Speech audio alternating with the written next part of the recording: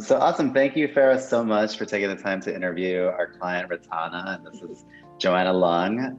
Joanna, just to give you a little bit of background of Farah, she actually is based in Atlanta. And I was telling her about the showroom that you have, how you're in the America's Mart in Midtown. And Farah does mostly like fashion writing. She does some lifestyle. So she primarily writes at Izon, but she also has contributed at what is it, El Arabia? Is that correct? Mm-hmm. Yeah. Yeah. So she's Atlanta based, but she's global. So, and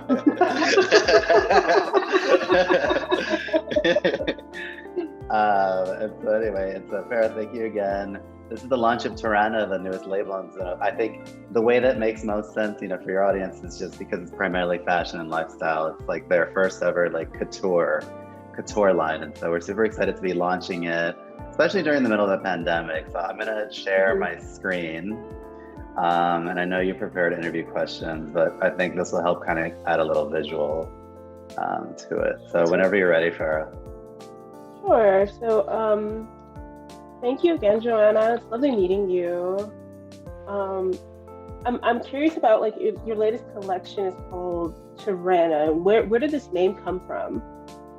So the name Terana was inspired by the French word terrain, meaning from the ground. So it was real. The brand Terana is an ode to my parents who started this brand. So they started Ratana 40 years ago, and I started Terana this year because it was really from the ground up, and the intention was starting from the ground up and curating a very exclusive, luxurious collection for our most discerning clientele. So it was really taking all the lessons we learned from the past 40 years and rolling it into this brand. Oh, wow. So congratulations on 40 years.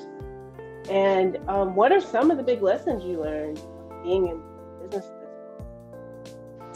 Well, I think it's, things that my dad has taught me are really basic. Like some of our customers are second, third, fourth generation. So it's really the integrity and the ethos of Ratana is being loyal to both our customers and our employees. So like our customers, I've told you, we've had customers from the beginning 40 years ago, and now they're on their second, third, fourth generations. We have employees that have worked for us I think our first employee, John, started with us 41 years ago, and he just retired last October. So he was with us from the beginning till the end of his career. And a lot of our employees stay with us through the test of time because, it's really exciting building a brand. It's really exciting being part of a furniture and design company, but really, I think underneath it all, it's really about family. And that's what we really believe in is, having that family. We consider our customers, our employees part of the family. And that's really,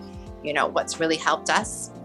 I think something that we've learned, especially this past year, was the way we communicate to our customers. We used to do a lot of in-person trade shows. We used to do a lot of visits. We used to do a lot of events. And I think that communication is really key to having that family dynamic. But now, with COVID, we've learned to reach our audience in a different way. So we're communicating. We actually feel closer to them more than ever because we're on Instagram DMing them. We're on emails. We're on phone calls. We're on Zooms. So we're continually engaging and being connected with them. And I think, in a weird way, the pandemic has brought us all closer together because we're all going through it together. Yeah, it has. So, I think this kind of answered my next question about how the pandemic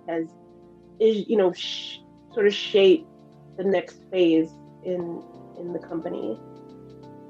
Yeah, I think it's a lot about what we were talking about is using social media as a new tool, really in a different way and communicating in all different ways.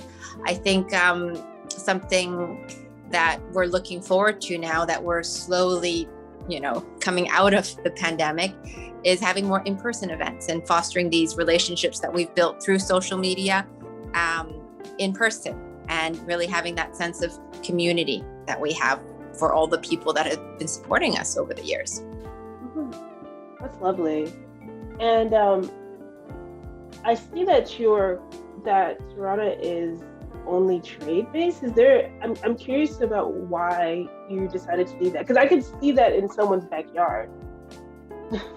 Oh, so it's trade, and then we have dealers. So our brand only sells directly to trade, but Terana is quite special to us because it's a specifically designed. We found in this market, there's a lot of high-end luxury furniture, outdoor suppliers, a lot of furniture suppliers. What we felt was missing was a very niche market of designers and architects. A lot of luxury lines, you're relying on your designer to help you pick, or your architect to work with you. And we felt that we wanted to create, for this specific market. And so that's why it's really catered to this specific audience. You'll look through the materials, the aesthetics of it, the sample boxes, everything is curated for this very specific niche kind of group. And of course, like you said, anyone at home can also enjoy this, but because they're very, design oriented, we felt that was the audience of Terana. Got it. And I know you hired an architect to design the collection, which is very unique. Why did you decide to go that route in the designing? Yeah, so we hired Enrique, and he's from Spain. And Enrique is he's a architect, he's an interior designer, so he lives and breathes design. So we felt that in order to cater to this very specific audience of architects and designers, we wanted the point of view from an architect, from the designer. Helped us design the brand, the ethos, all of the brand story is all from Enrique. Wow. And can you tell us a little bit about what exactly the brand story is of this, of Terana? So like I said, it's really, the tagline is return to nature. So it goes back from the name Terana, terrain, from the ground up, and it's returning to nature because we really wanted to take everything we learned these past 40 years and curate it. And so it seeks to use everything we've learned in the past 4 decades, but also go back to our roots of simplicity and sophistication. So for example, if you look at our Paolo collection, it's actually a very sophisticated but simple design because everything stems from one specific piece. So that specific piece on the bottom creates all the different collections you see. So it can make the club chair, the sofa, the sectional. It's all from one. So it's really taking everything we have and thinking about it in a different way. Right. Farah, if you pay attention to this image you see, if you start with the club chair, you can see all the ways that it can transform into an ottoman. If you take off or add something on, so it's I don't know, like a bolero that you can use as a skirt or something. Totally. So it has that ability to kind of, just really fit any situation. Awesome. It's really dope. So there's, I know that you chose elements of water, ice, sand, and stone for your inspirations. So what about these elements inspired these first 4 collections? So because it was return to nature, we felt that we wanted to look at these 4 different elements and see how they can, inspire us and bring us back to nature. Oh, okay. And I'm curious about like ice, for instance. How did ice inspire you? So I think ice is the Alacio collection. And Alacio is, if you look at the frame, it's white and it's very sharp edges. And that's how it really is, how it was inspired by it. But then ice can also be, powder and snow, right? So the upholstery is quite soft. So it's the kind of juxtaposition of it. Wow, love that. I know that you have a background in law. Yeah. Which, by the way, Joanna, Farah was studying for the bar. So. Really? For the LSAT. Yeah, I have my undergrad is in English. My undergrad is in English. Okay. My people, okay. So my undergrad is in English, and I minored in Asian studies. And it was really funny because I grew up in this business, the furniture business. I actually went to university and college and said, I don't want to have anything to do with it. So I didn't study business. I didn't study economics. I studied English, and I wanted to study English literature, and that's what I did. And then I think after that, I decided to study law because I was just interested in doing something else. And I moved to London, and I pursued a law degree. And I did a 2-year one because I wasn't sure if I really wanted to be a lawyer, but actually I loved studying law. So I ended up, doing a master's in law. And then I got my bar like you. And I went to New York, and I worked at a law firm in New York for many years. And then I moved to Asia, and I moved in-house, and I was actually in banking. So I was a corporate lawyer, banking lawyer. And then after, I met my husband, he's also a lawyer.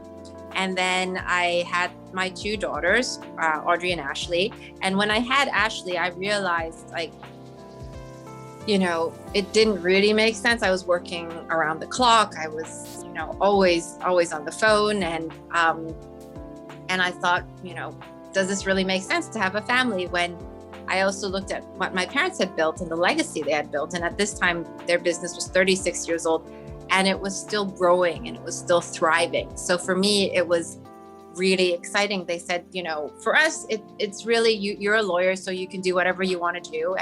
But if you want to take a chance, then, come back. So you could see Ashley there.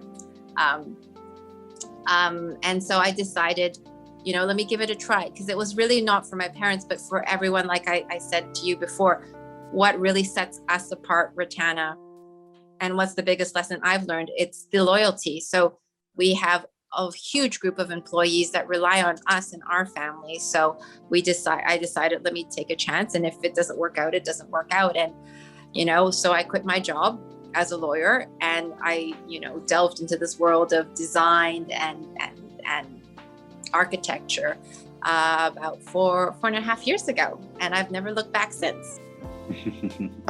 Wow. Inspiration. Wow. I'm out of questions. Well, one question. Well, I do have this one last question. I'm sorry, I overlooked it. How are you utilizing your law background to add to the Ratana legacy? I've noticed a lot of attorneys who turn creative, they still seem to think in some kind of structure. So how are you doing that? I think you really, you're absolutely right. And I think at the beginning, I drove a lot of my team crazy because I was a very risk adverse, very thoughtful person. And I asked 100 questions because that was my job. And it was interesting because my dad was like, you're not a lawyer anymore. You have to learn. I think, I'm always building a case, and I'm always thinking ahead, and I'm always trying to think 3, 4, 5 steps ahead. So even when we launched Terana, I planned who's the audience? How are we going to execute it? What is the brand story? And that's why I went to Enrique. I didn't just say, I want to create a brand. It was a very thought out process to build a case. And I always try to build the strongest case, like in the courtroom, to make sure that all the bases covered, all the answers covered before we're even, taking our first step. And so it's very research driven, it's very structured, and it's very, thoughtfully, well thought out. But I think sometimes it drives the people that work with me insane because I'm always, but I think it's really helped us in the design process. Because I'm the opposite of designers. They're very free and creative. Yeah. Joanna had a lot more structure. Yeah, and that's great. It means we see get your project done, we see the end result. Yeah. So it's so beautiful. And then, so Farah, just to let you know, they have several showrooms around the country. And America's Mart is one of their biggest, audiences. But Joanna, being that the primary audience of Izon is New York, can you tell her a little bit more about where they can find Terana in New York? So in New York, I think really the easiest thing is to go to Instagram at ratanafurniture.com. At Ratana Furniture, or go to our website, ratana.com, and it tells you exactly, all the different dealers we have and who, you can reach out to. And obviously we work with designers all the time. So if you're working with a designer, you can also reach out to us directly. Oh, beautiful. Well, thank you so much, Joanna. It was lovely speaking with you today. It was lovely speaking to you. And are you going to take part, or you've done it already? No. I actually took the LSAT to, because I was applying to, well, I'm still going to apply to law school, but yeah, I was taking the LSAT, and I want to go into fashion law. That's really exciting. Yes. Yeah. So thank you. Yeah. Awesome. And then next time, Farah, you're in town, we'll have a drink or have a meal with Joanna, just so you guys can get more acquainted. Definitely. Go to Atlanta soon, like maybe, I think it's our next show is probably January, so I'll definitely look. Yeah, definitely. Yeah. I'll find a great spot for us. Yeah. Awesome. Well, thank you so much, Farah. And if you need anything else, just reach out to me and I'll get it to you. So, Okay. All right. Bye, thank guys. you. Thank you. Bye-bye.